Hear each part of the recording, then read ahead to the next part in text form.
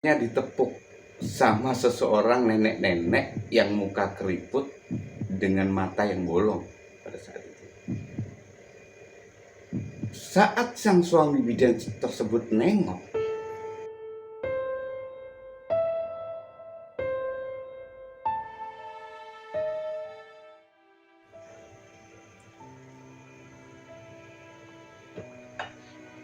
Assalamualaikum warahmatullahi wabarakatuh. Selamat malam teman-teman semuanya.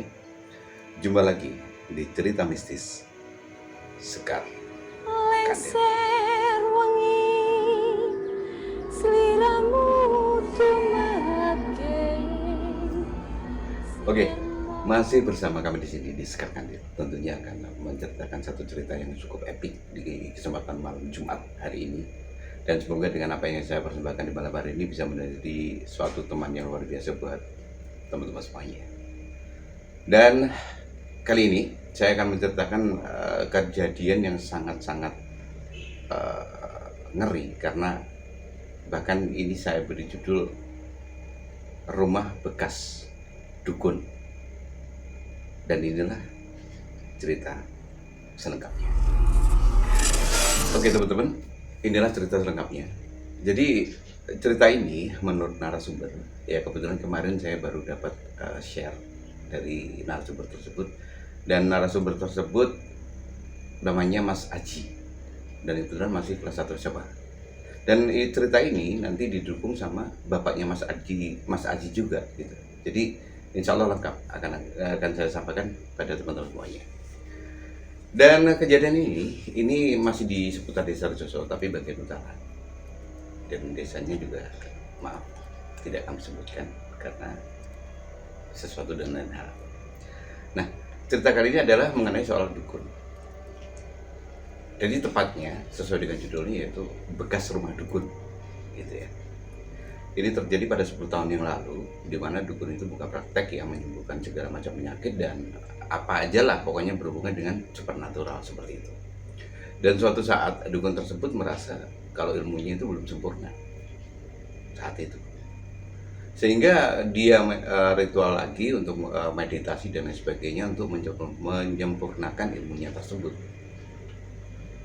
Di dalam semedinya, menurut penuturannya, dan ini katanya menurut semedinya itu ada bisikan tertentu bahwa ilmunya itu bisa disempurnakan dengan cara tertentu. Nah saat itu yang dia dengar adalah dengan menganiaya anaknya sendiri, atau mungkin jadi korban anaknya sendiri. Nah dengan bisikan tersebut, dukun itu langsung saja selesai semedi dan ritual. Beberapa hari kemudian melaksanakan niatnya tersebut. Guna untuk apa? Menyempurnakan ilmunya tersebut. Apa yang dilakukan terhadap anaknya sungguh miris sekali. Dan anak itu pada saat itu usianya masih 10 tahun ya. Menurut informasi masih 10 tahun. Untuk menyempurnakan ilmunya tersebut, dia menghajar anaknya sampai nggak berdaya. Entah itu dicambuk, entah itu ditendang, entah itu dipukul dan lain sebagainya. Pokoknya ritualnya seperti itu. Tragis sekali. Demi sesuatu ilmu hitam harus mengorbankan anak seperti itu. Nah, pada saat ritual tersebut, si dukun tersebut ternyata ketahuan sama warga sekitar situ. Dan akhirnya dukun tersebut dilaporkan ke pihak yang berwajib saat 10 tahun yang lalu. Ini cerita 10 tahun yang lalu ya. Dan setelah dilaporkan, diproses dan lain sebagainya, akhirnya si dukun tersebut masuk penjara. Dan anaknya ikut keluarganya yang ada di situ, dan diasuh sama keluarganya. Dan selang beberapa waktu kemudian, keluarganya otomatis, ini sang dukun itu tidak mempunyai istri ya, karena istrinya sudah meninggal. Maaf, ini belum saya sebutkan. Jadi di rumah dia hanya tinggal dengan anaknya saja gitu. Jadi setelah dukun itu di penjara, anaknya diasuh sama keluarganya, terpaksa rumah itu jadi kosong. Selang beberapa saat kemudian, beberapa waktu kemudian, keluarganya dari sang dukun tersebut berusaha untuk ngejual rumah tersebut, tapi ternyata tidak ada yang mau dan tidak laku-laku bahkan sampai sekarang. Dan keluarganya sadar ya, keluarganya dari sang dukun itu sadar kalau susah untuk dijual karena sesuatu dan lain hal. Mereka juga nggak tahu kenapa kok susah sekali dijual. Akhirnya dari pihak sang dukun tersebut, dari keluarganya itu berinisiatif untuk mengontrakkan rumah tersebut gitu ya. Nah, selang beberapa hari kemudian, selang beberapa bulan kemudian, ternyata ada salah satu orang yang ngontrak di rumah tersebut. Tepatnya dia berprofesi sebagai bidan di situ. Jadi dikontrak oleh seorang bidan di situ. Nah, bidan tersebut biasalah kalau misalkan dulu buka praktek bidan itu kan ya pasien bisa bisa datang ke bidan atau melahirkan pun bisa datang ke bidan tersebut. Kalau sekarang kan nggak boleh ya, nggak boleh untuk datang ke kalau melahirkan ya. Oke, pada saat itu bidan praktek seperti biasa. Selang beberapa hari kemudian, godaan mulai timbul. Hal mistis mulai menjalar. Hal-hal aneh mulai ada. Menurut penuturannya, yang pertama, godaan yang pertama kali dialami seorang bidan yang menempati di situ adalah pada saat bidan tersebut tertidur. Ini sekali lagi, bidan sama suaminya saat itu belum punya anak. Pada saat mereka tertidur dalam kamar, tiba-tiba si bidan tersebut diraba dengan tangan yang sangat dingin yang dirasakan, dan tangan itu besar sekali, meraba paha, meraba betis, pokoknya berulang-ulang seperti itu. Nah, di saat itu bidan tersebut tuh di antara sadar dan tidak gitu ya. Di antara, biasanya orang kalau merasakan seperti itu biasanya di antara sadar dan enggak gitu loh. Dimensinya mungkin seperti itu gitu. Nah, pada saat itu godaan pertama bidan langsung dia kebangun dan menoleh ke kanan kiri dan menoleh sekitarnya. Ternyata nggak ada apa-apa saat itu. Jadi dia suaminya masih tertidur di sebelahnya, tenang. Dan mungkin bidan merasa saat itu mungkin ya cuma sekedar mimpi aja, dan si bidan tersebut melanjutkan tidurnya. Udah, hari pertama cuma seperti itu aja keduanya. Dan kemudian hari kedua itu terjadi lagi godaan yang lebih ekstrim lagi. Dimana pada saat itu bidan suaminya itu minta kopi, gitu. Minta kopi dibuatin di dapurnya pada saat itu. Nah, pada saat membuat kopi, telinganya sang bidan itu ditiup berapa kali, ditiup sampai bidan tuh gini-gini, katanya seperti itu. Ya pikiran bidan itu mulai nggak enak ya, ditiup terus seperti itu. Ya udah, soal kopinya selesai langsung disajikan kepada suaminya. Dan pada saat itu si bidan belum ngomong sama suaminya karena mungkin dirasa dia masih bisa ngatasi hal-hal tersebut gitu. Kejadian kedua seperti itu. Dan kejadian di hari berikutnya itu ada lagi godaannya, dimana pada saat bidan itu ke kamar mandi, di kamar mandi ya habis maghrib lah kalau nggak salah itu ceritanya. Habis maghrib selesai ada pasien, bidan tersebut baru bisa mandi karena antri ya, pasiennya banyak sekali pada saat itu. Dan pada saat berjalan ke kamar mandi, tiba-tiba si bidan tersebut merasa menggendong sesuatu. Ya, tapi kalau misalkan bidan menggendong itu tangannya seperti ini ya. Tapi dia tidak, karena memang dia merasa biasa aja berjalan, tapi ada beban di belakang gitu. Nah, setelah bidan tersebut jadi pikirannya nggak enak, dia mencoba menoleh apa yang ada di belakang, yang kayaknya berat banget di punggung gitu. Nah, dan saat bidan itu noleh ke belakang, ternyata apa yang ada di belakang? Anak kecil dengan bola mata yang semuanya hitam, dengan ingus yang berlewaran seperti ini, telinga runcing, dia bergelayutan di pundak bidan tersebut. Seketika itu juga bidan itu lari nggak jadi mandi, dan saat itu teriak-teriak kan, otomatis suaminya kaget saat itu, langsung disamperin sama suaminya, ada apa gitu. Nah, mulai saat itu ceritalah bidan ke suaminya bahwa dalam waktu beberapa hari terakhir ini saya digoda dengan ini sampai berapa kali seperti itu. Awalnya suaminya nggak percaya karena suaminya ini termasuk orang yang skeptis dengan hal-hal gaib seperti itu. Nah, dan pada suatu saat itu suaminya nggak percaya. Pada suatu saat ganti suaminya yang digoda sama penunggu-penunggu yang ada di situ. Digodanya gimana? Nah, gini, pada saat suaminya itu tidak bisa tidur ya.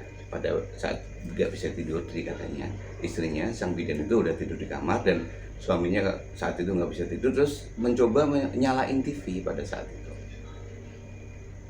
Dan tiba-tiba TV itu ganti channel sendiri. Dikirain ya berlogika aja lah sang suami bidan tadi ya. Kirain ada yang konslet atau error dan sebagainya. Udah dibalikin lagi pada channel yang semula. Selang beberapa saat kembali lagi. Dan pada akhirnya TV itu mati total. Bingung dong suaminya bidan tadi. Kenapa gitu? TV-nya saya dikira itu baik-baik aja kalau tiba-tiba mati gitu.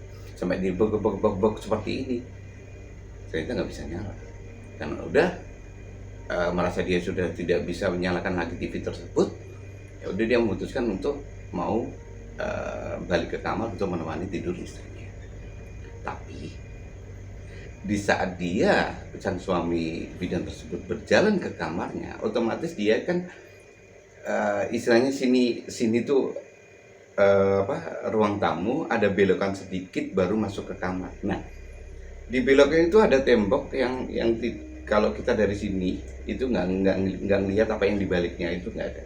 Nah, pada saat yang suaminya itu lewat tembok yang nggak kelihatan tadi, tiba-tiba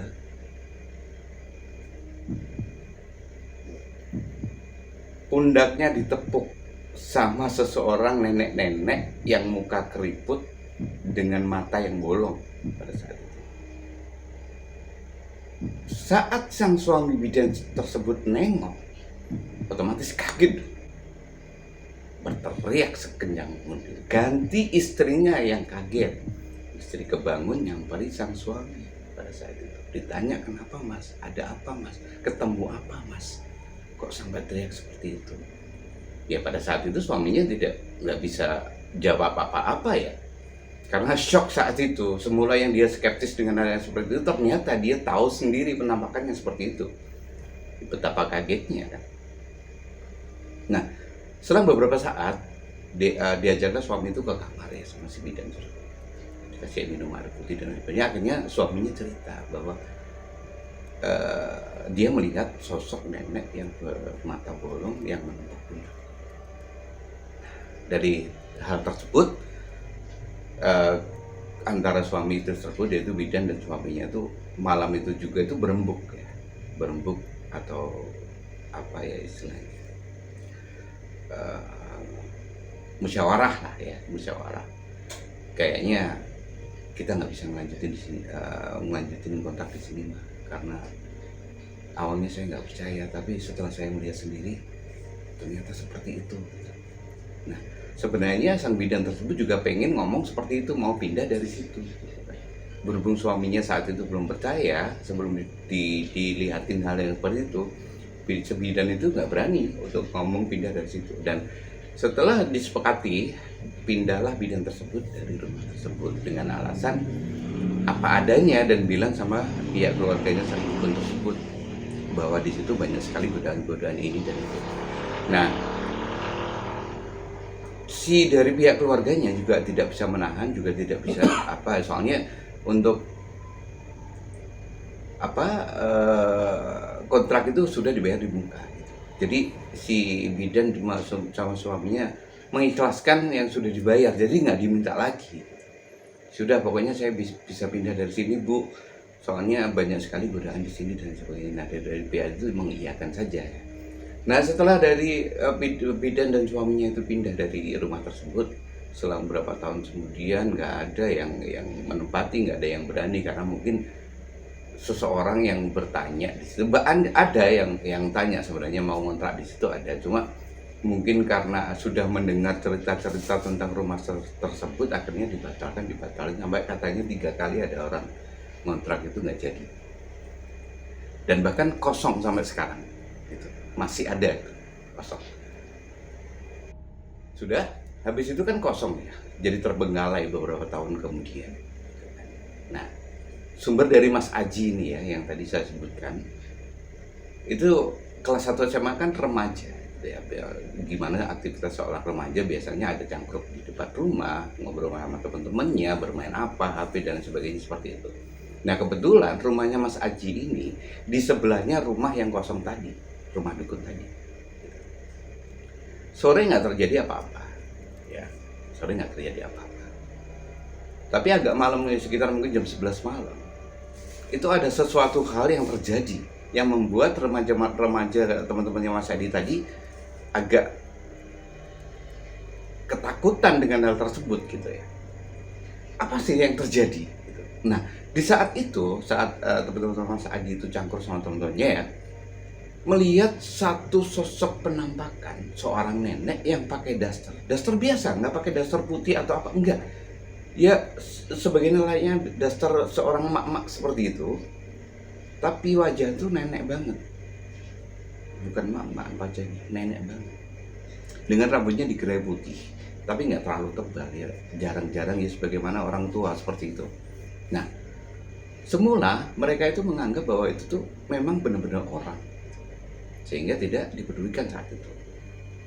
Tapi saat ada kejadian yang membuat mereka tuh berpikirnya, oh itu bukan orang berarti. Jadi berpikir itu karena pada saat melintasi pohon yang ada di depannya rumah tersebut, nenek itu bisa nembus pohon.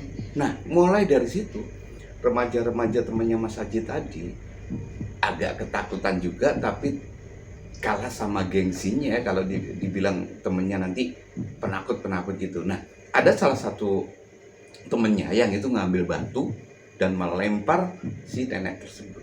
Ternyata apa? Tembus. Jadi kayak bayangan dilempar batu lalu tembus gini. Dan akhirnya apa? Nenek itu berjalan dengan santainya masuk ke rumah kosong tersebut dan hilang. Dan mereka baru nyadar bahwa itu hantu. Udah buyar, lari semuanya. Itu kata Mas Haji. Dan selang beberapa tahun sebelum itu sih banyak sekali kejadian-kejadian yang mistis juga.